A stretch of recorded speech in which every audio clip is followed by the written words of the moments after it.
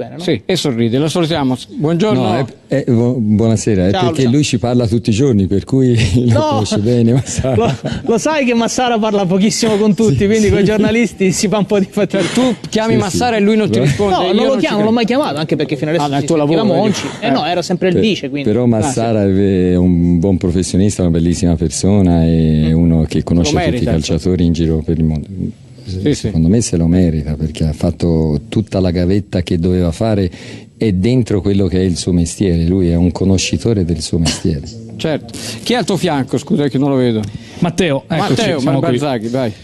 Allora, io partirei da una considerazione: senza Nainggolan, senza Perisic, senza Icardi, senza Vesino squalificato, con i diffidati, Skriniar in panchina, insomma, con tutti gli elementi di difficoltà di questo periodo, la squadra risponde con un 2-0 sulla SPAL, con anche gli infortuni di Brozovic e Miranda a fine del primo tempo. Che segnale è? Che cosa vuol dire in una settimana così? Ti ringrazio per volerci fare questa iniezione di fiducia e questi complimenti, però all'inizio della partita nessuno era fuori posto, cioè c'erano ugualmente 11 calciatori dell'Inter dentro e dovevamo far meglio. Ci siamo fatti un po' come si dice, strozzare da questa emozione, da questa difficoltà che a volte ci succede, perché si perdono quelle che sono le nostre qualità, le nostre caratteristiche, si diventa tutti più timidi, si diventa tutti più insicuri, mentre una qualità è quella di non fare confusione su quello che è timidezza e quello che è timore, quello che è paura, cioè la ragione deve portare, perché ci sta di essere emozionati, tu entri dentro San Siro, 65, tu sbagli i primi 2 passaggi, però poi la ragione è che tu sei un calciatore dell'Inter, che tu devi assolutamente vincere questa partita, che tu devi entrarci dentro quello che per te è un problema del momento, e ti accorgerai dopo, quando ci sei entrato, che diventa tutto più normale e tutto più semplice di quello che era la visualizzazione che avevi prima di andare ad affrontarlo. Sì. E alla luce, scusa Ale, sì. concludo, alla luce di questa considerazione significa che poi nel secondo tempo è arrivata questa vittoria con il carattere, perché è uscito fuori dopo la timidezza iniziale? No, è che noi ce l'abbiamo questo fuoco dentro, l'abbiamo visto anche nell'ultima partita di Coppa, ogni tanto la facciamo diventare una fiammella e diventa più difficile. Dopo, ad esempio, dopo il gol di Gagliardini è diventato tutto un altro calciatore. Dopo che si è fatto gol, D'Albert, tutti in campo, João Mario, avevano tutti un'altra convinzione, erano rientrati in possesso di quelle che sono le loro caratteristiche, le loro qualità, e abbiamo giocato una partita differente. È vero questo, lo sai che, ma tu non lo puoi vedere, oppure sì, magari da vicino, però ci sono anche certe inquadrature, i primi piani sulle facce, cambiavano proprio le facce dei giocatori dell'Inter. Una volta che hanno sbloccato la situazione, sono cambiate le facce, e questa distinzione tra timidezza e timore, Giancarlo, è molto interessante. Sì, è molto interessante, però cambia dal giorno alla notte, cioè io che penso che questa squadra sia molto forte,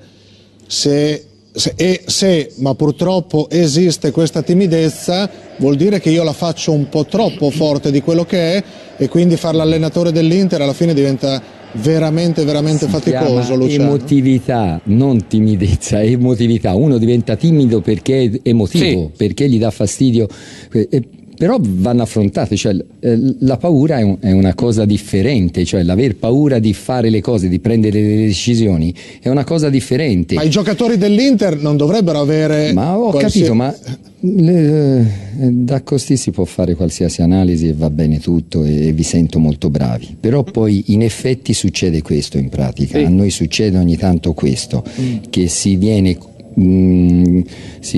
trascinati dentro quello che è un motivo differente di analisi, e i giocatori hanno poi meno tranquillità nell'andare a esercitare. Luciano, non è possibile, il primo tempo non è possibile vedere quello che si è fatto, insomma. Io li conosco bene, li vedo durante la settimana. D'Albert, che è quello che vi faccio vedere che diventerà un grande calciatore, scriviamolo, però poi oggi scivolato 2 volte, non prendeva mai una decisione, Poi dopo nel secondo tempo ha lasciato andare un pochettino la gamba e ha spaccato la fascia sinistra. Ti posso dire una cosa, perché è molto interessante questo aspetto legato alla psicologia. Prima nel pre-partita Marocchi ha detto non importa essere amici per andare d'accordo calcisticamente, no? Chiaramente si riferiva al fatto di Icardi che si inserisca nello spogliatoio in un modo o in un altro, l'importante è che si inserisca, poi non occorre per forza non deve neanche chiedere scusa, secondo me, a te e ai compagni, piuttosto litigare, ma esserci. Deve scendere dal lettino. Esserci è fondamentale, siamo già in ritardo di 3 settimane proprio. Allora ragazzi,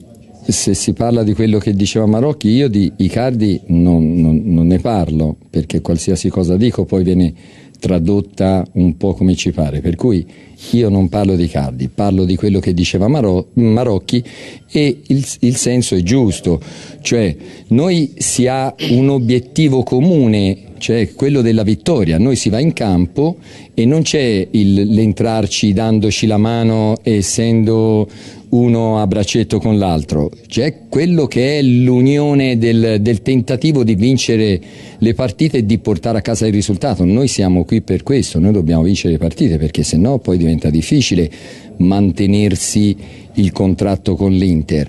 Cioè non è che all'Inter vieni, dici c'ho un contratto di 5 anni, ora ti ci fanno stare 5 anni perché ho firmato. Non sono contratti, sono le prestazioni, sono le vittorie che determinano che tu sia un calciatore da Inter, dell'Inter, e se tu poi non le porti a casa diventa tutto più difficile, per cui quell'intenzione comune lì deve essere visibile per tutti, la devono percepire, al di là di quello che uno poi, è chiaro che poi c'è il passaggio, se uno lo fa, se uno non lo fa, però ci si va dentro poi nelle singole situazioni.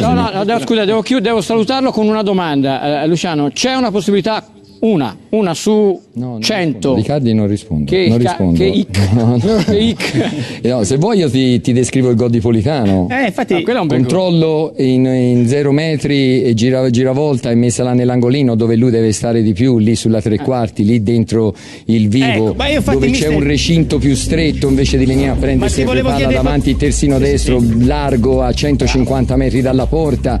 E ora se non comincia a farlo anche lui, guarda, me l'ho segnato che l'hai levata a fare, un gioco più, se non sta lì un gioco più. Me l'ho segnato questo, quando Politano gioca più vicino a Lautaro, quando in qualche modo vi avvicinate a Lautaro cambia tutto. Lautaro e Politano mi sembrano meno emotivi di altri, questo al di là che poi a volte sbagliano anche loro, ma mi sembrano meno emotivi per tornare a quel sentimento. D'accordo. Gran gol di Gagliardini, gran gol di Politano, grande prestazione di Lautaro lì davanti, il secondo tempo di livello, di spessore, di carattere, di forza, cioè, io ho giocato solo nei dilettanti, ma mi ci specchiavo nella mia squadra, mi garbava nel secondo tempo. Primo tempo, quando sono uscito dal campo, io non ce l'avevo con nessuno.